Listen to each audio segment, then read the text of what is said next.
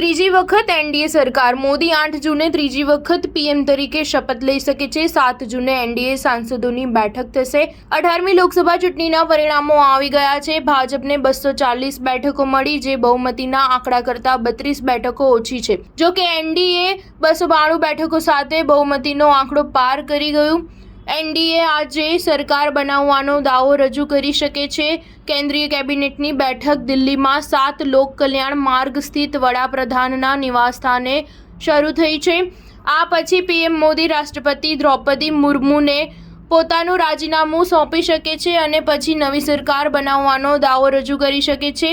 ચંદ્રબાબુની TDP 15 બેઠકો સાથે એનડીએમાં બીજી સૌથી મોટી પાર્ટી બની ગઈ છે અને નીતિશની જેડીયુ 12 બેઠકો સાથે એનડીએમાં ત્રીજી સૌથી મોટી પાર્ટી બની ગઈ છે। આ સમયે ભાજપ માટે બંને પક્ષો જરૂરી છે। તેમના વિના ભાજપ માટે સરકાર બનાવવી મુશ્કેલ છે। ચંદ્રબાબુ નાયડુ આંધ્રપ્રદેશથી દિલ્હી જવા રવાના થયા છે। બિહારના સીએમ નીતિશ કુમાર પણ પટનાથી દિલ્હી જવા રવાના થયા છે।